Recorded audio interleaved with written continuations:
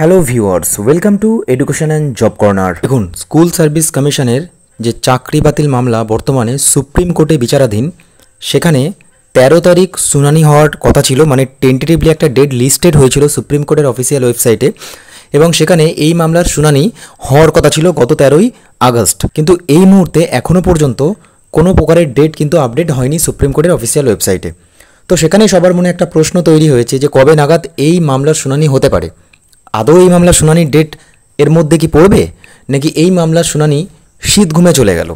বিষয়টা হলো যে 5 পক্ষের রিপোর্ট জমা পড়েছে, সেই সমস্ত রিপোর্টগুলো পড়ার পরেই বা সেই সমস্ত রিপোর্টগুলো দেখার পরেই তারপরেই কিন্তু মামলার শুনানির পরবর্তী তারিখ জানানো হবে, এমনটাই কিন্তু জানা যাচ্ছে বিচারপতি DY চন্দ্রচূড়ের বেঞ্চ থেকে। বিষয়টা হলো যে এখানে যে বিষয়টি জানা যাচ্ছে, সেখানে যে সিবিআই যে রিপোর্ট জমা দিয়েছে, সেখানে কিন্তু রিপোর্টটা বেশ বড়ই জমা দিয়েছে, এবং বাকি তো সব রিপোর্ট আছেই।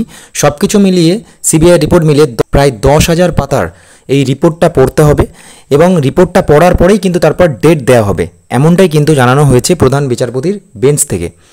সুতরাং সমস্ত রিপোর্ট পড়ার পরে তারপরে কিন্তু একটা ডেট নির্ধারিত হবে, সেই ডেটেই কিন্তু শুনানি হবে, এমনটাই জানা যাচ্ছে। তার মানে এটা ধরে নিলে হবে না যে সেই ডেটটাই চূড়ান্ত ডেট, মানে চূড়ান্ত শুনানির ডেট। হতে পারে যে ফর ফাইনাল ডিসপোজাল লেখা আছে, কিন্তু ফাইনাল ডিসপোজাল লেখা থাকলেও এখানে আরও কয়েকটা শুনানি হওয়ার সম্ভাবনা প্রবল। সেই ক্ষেত্রে কবে নাগাদ এই শুনানির ডেট আসতে পারে সেটা কারো পক্ষে জানা সম্ভব নয়। এটা কোর্টের ইন্টারনাল ম্যাটার। সেখানে রিপোর্ট কবে পড়া হচ্ছে, রিপোর্ট কতটা পড়া হলো, রিপোর্ট সম্পূর্ণ পড়া কবে হবে, তারপরে একটা শুনানির ডেট আপডেট হবে, তারপরে সেই ডেটে শুনানি হবে।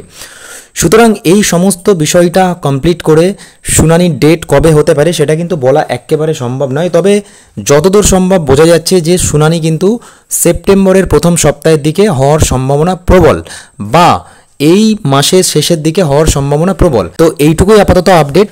পরবর্তী কোনো আপডেট আসলেও আমি অতি অবশ্যই আপনাদেরকে শেয়ার করব। ভালো থাকুন, সুস্থ থাকুন, ধন্যবাদ।